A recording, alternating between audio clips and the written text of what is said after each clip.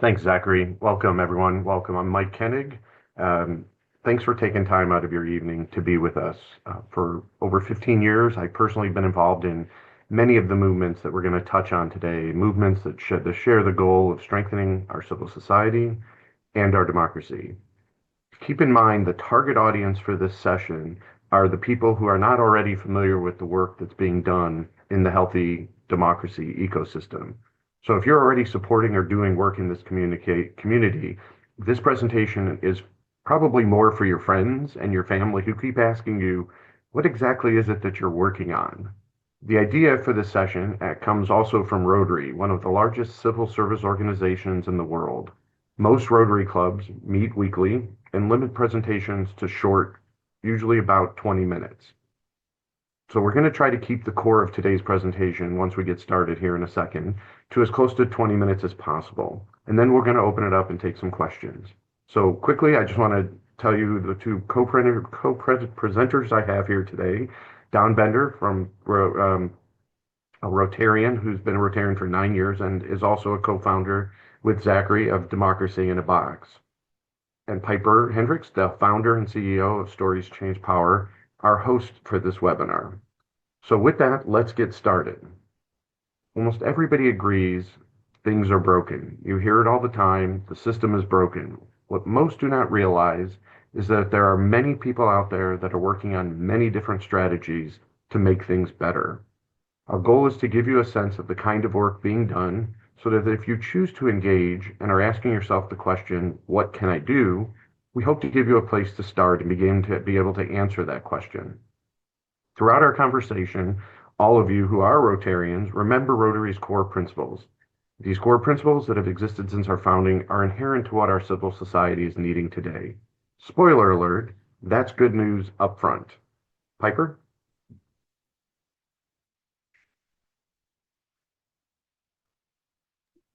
Going to start by unmuting myself.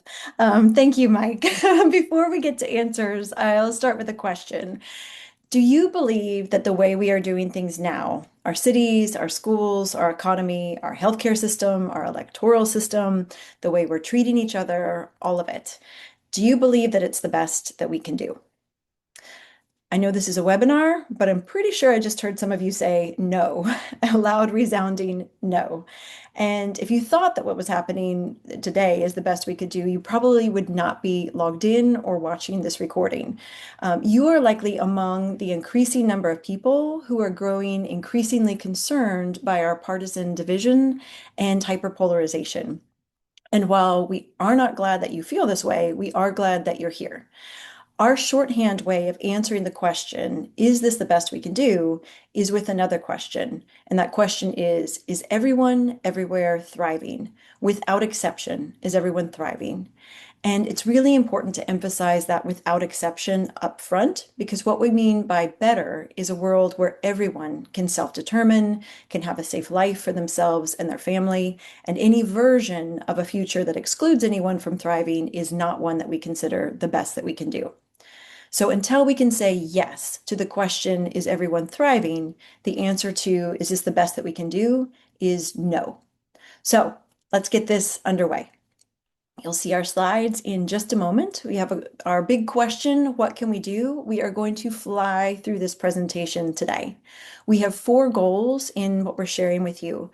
Number 1, we want to give you a big picture, an overview, as Mike mentioned, of the work that's underway to reach the best that we can do. Number 2, you'll see where Rotary fits, and you don't need to be a Rotarian to appreciate the great work that they're doing. I know that I have really enjoyed learning more about Rotary in the course of putting this together, and I hope that any non-Rotarians on the webinar are going to enjoy that as well. Number 3 will help you start to answer the question of where you fit. And I want to emphasize we will start. Don't worry if you don't leave this with 100% clarity today. We'll offer you a place to start and give you tips for next resources, tips for next steps. And 4, you're going to hear me say resources a lot, and you'll see Mike probably chuckle because I say it often. But we will share key resources in the presentation, and then after the webinar, links to learn even more and dig a little bit deeper. So First thing, we're going to share a few words about words. We know that words matter, and words, as my friend Wilk Wilkinson likes to say, can make people's ears slam shut. And we do not want that to happen to you on this presentation. We may use a few words interchangeably. For example, democracy and constitutional republic. We're going to use democracy as a form of government to cover both. Like many words, those have taken on a bit of a partisan bent, and we know there's a lot of scholarship about the difference, but basically we're going to use democracy to refer to all things non-authoritarian. Mike and I both volunteer with Braver Angels, which uses red and blue as shorthand for people who lean to the right or lean to the left. We know that's binary, and we all have more complex views than just those two, but you may hear us use that as shorthand. Third, we aim to be cross-partisan and nonpartisan, meaning we're including everyone and not taking sides. If you hear any language that sounds like we are, we would love your feedback. Please know that's not our intention. And then there's a distinction between political and partisan civics and politics, which I understand is particularly important to Rotary. And Don, I want to hand that over to you to discuss that difference. Thanks, Piper. Some people cringe at the term political, but when we say that, we mean civics. And Rotary is a civic organization. At Rotary, we are careful to avoid partisanship, meaning we don't side with one political party over another. All the while, we recognize it's our civic duty to not avoid politics writ large. Put it other way, we recognize it's our civic duty to be involved in our communities. Politics has gotten so divisive that it can be tempting to turn away from it entirely. But if we ignore our civic duty, we're letting our neighbors and future generations down.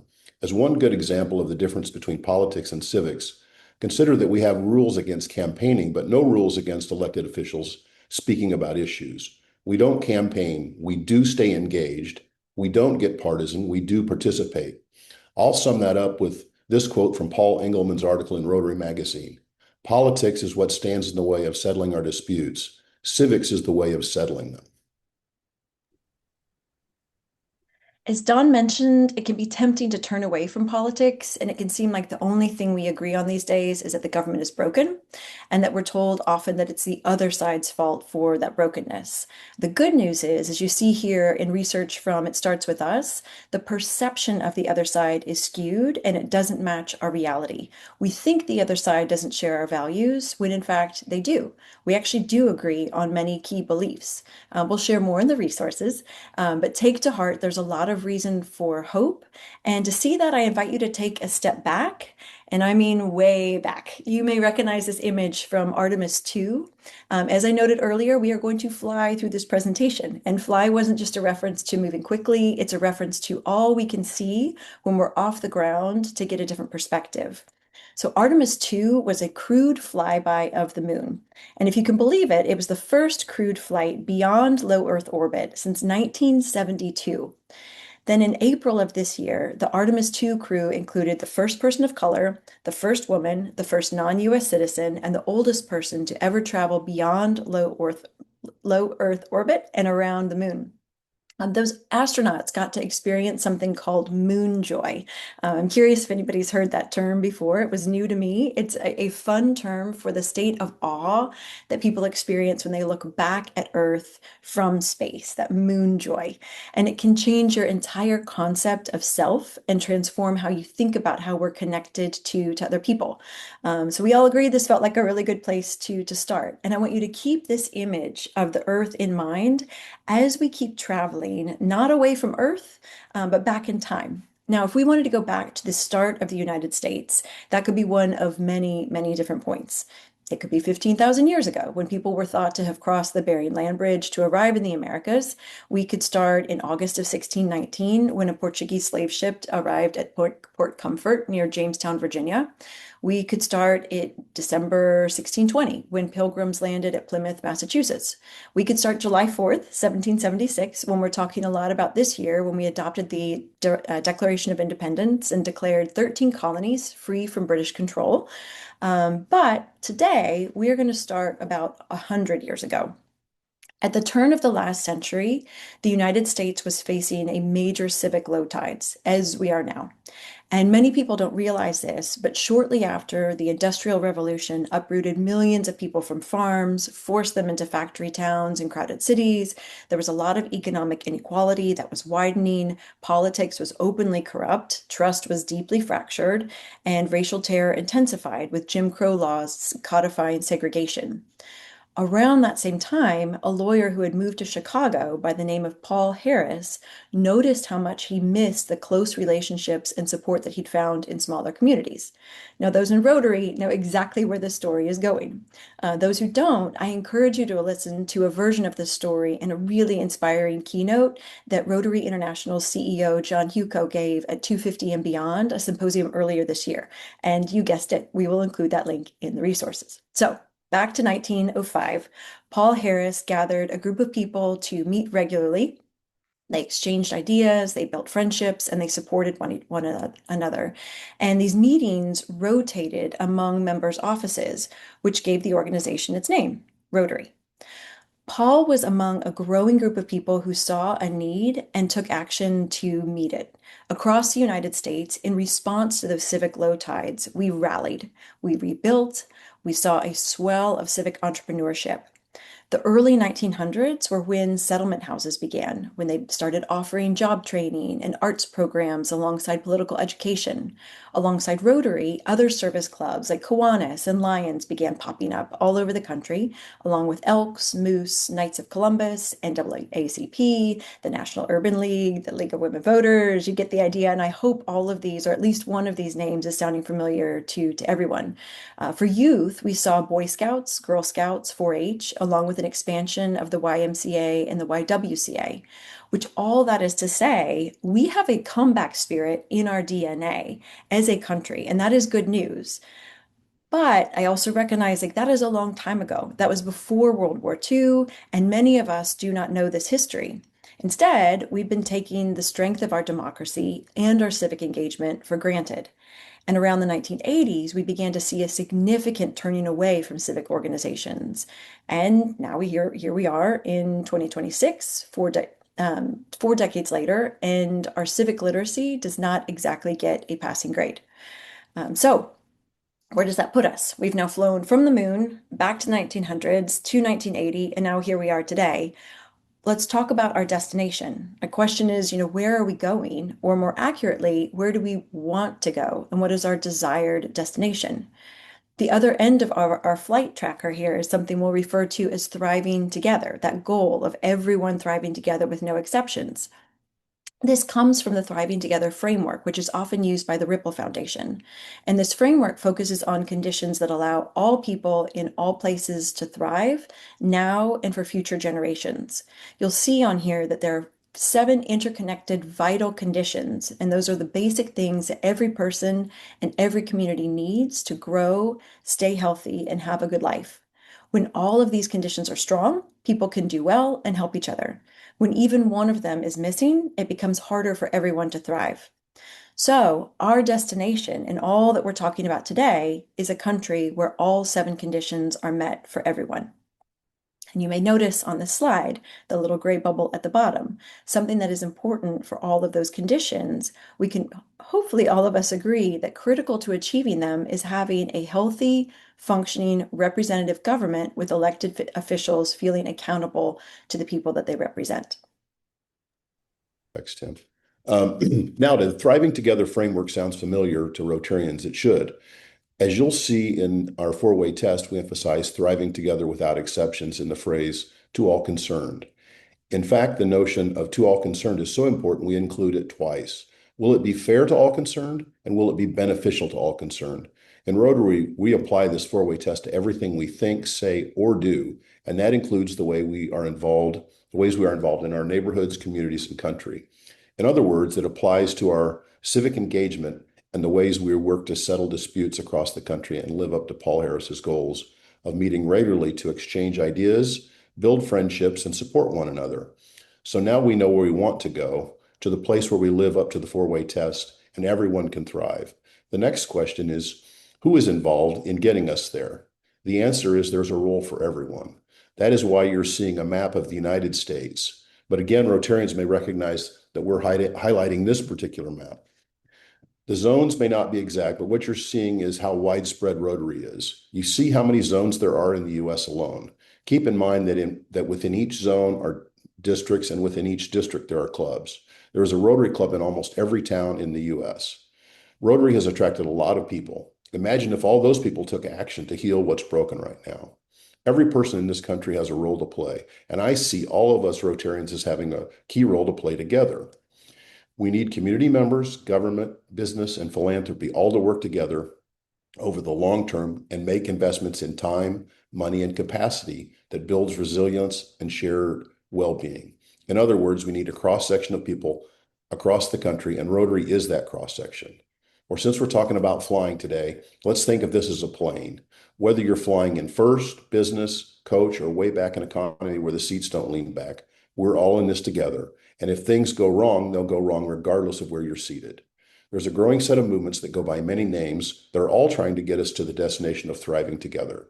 You may hear pro-democracy, civic renewal, building civic muscle, depolarization, the bridging movement, to name a few.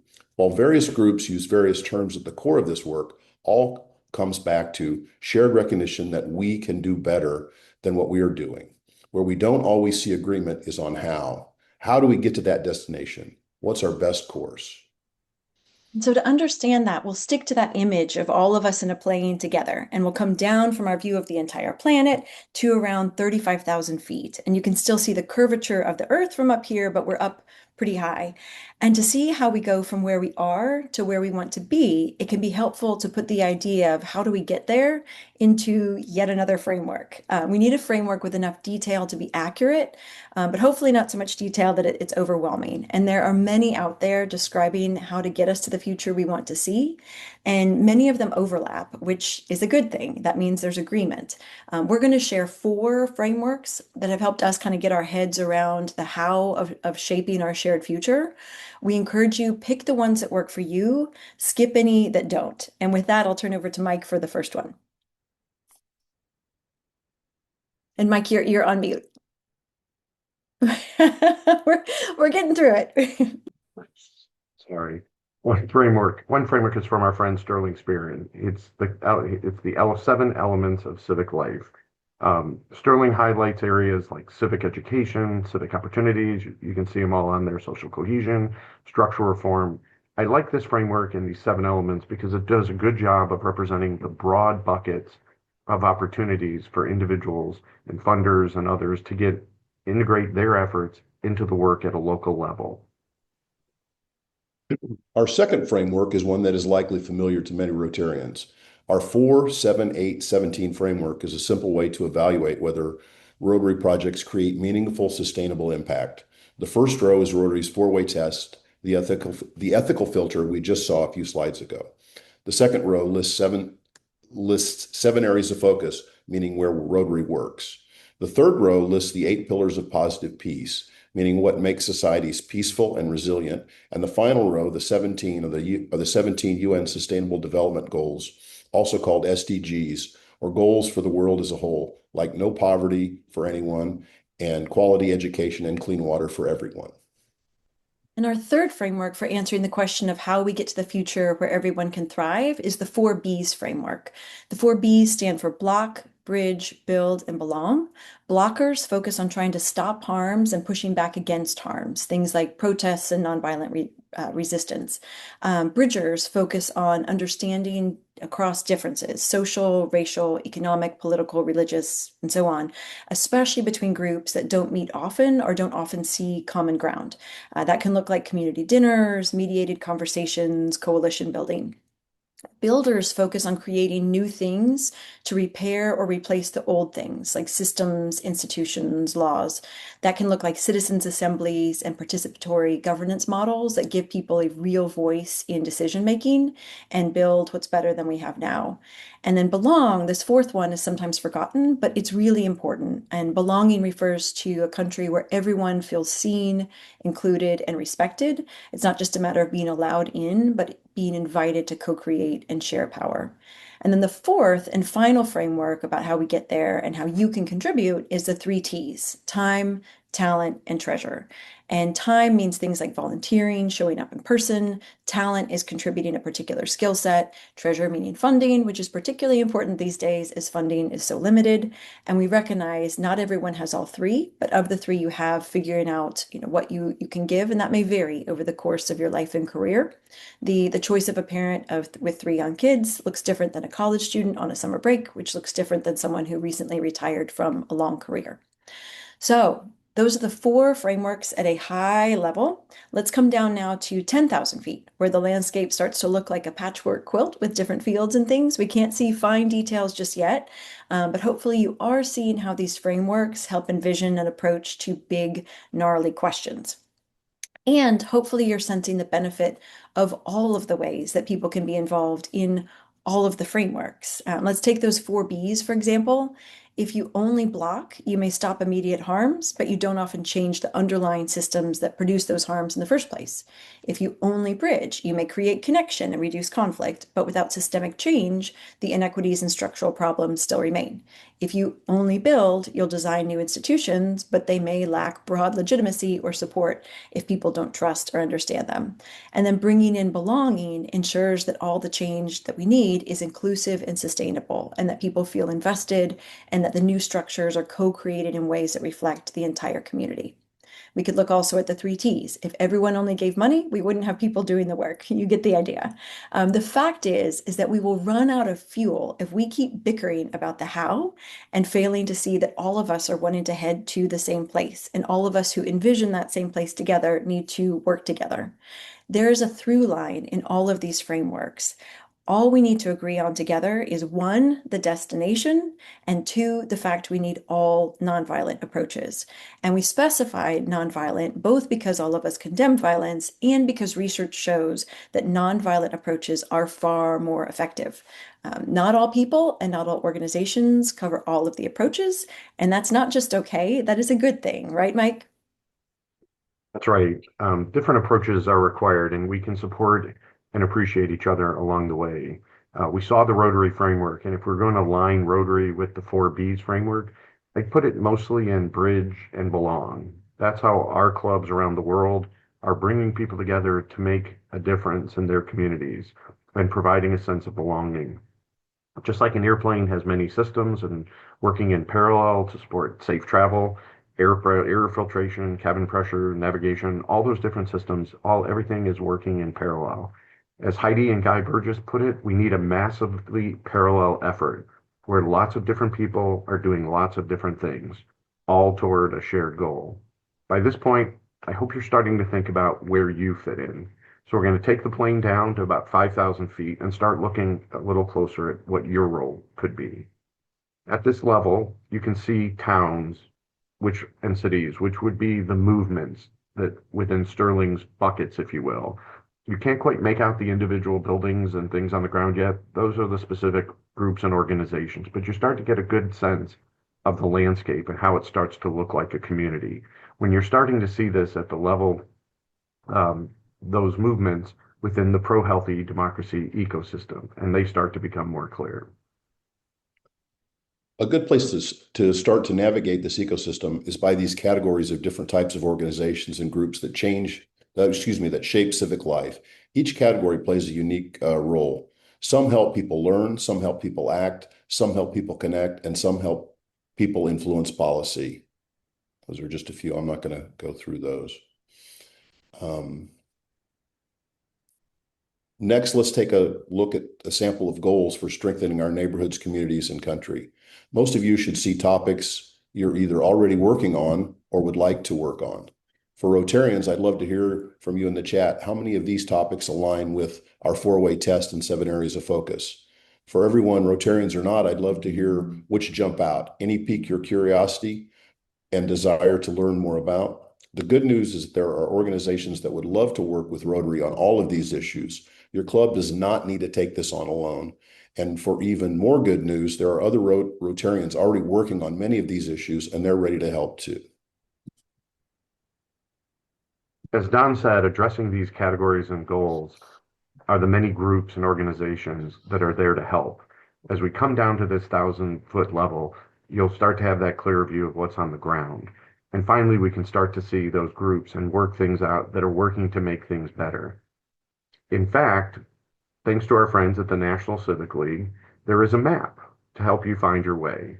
This map of our healthy democracy ecosystem has been created to help identify all the groups, coalitions, and organizations in the ecosystem. The map is the source of the categories and the goals that we just looked at. You can search for and connect with over 11,000 organizations through the map based on the ones that might align with your interest. You can find one that might be in your backyard, you can find a national organization, or ones that offer online or virtual options. I want to pause here.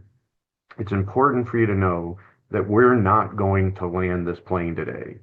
In this high-level overview presentation, with time being short, we're not going to go into the details of all the on-the-ground work in every one of those categories and all the organizations that are doing this work. We're going to hand the controls over to you. You're going to decide what interests you. As individuals, as Rotarians, it's going to be up to you to determine where you land the plane. And so I'll remind you where we started. Practically everyone agrees that there is a problem, and we're more in agreement than we realize about what we value.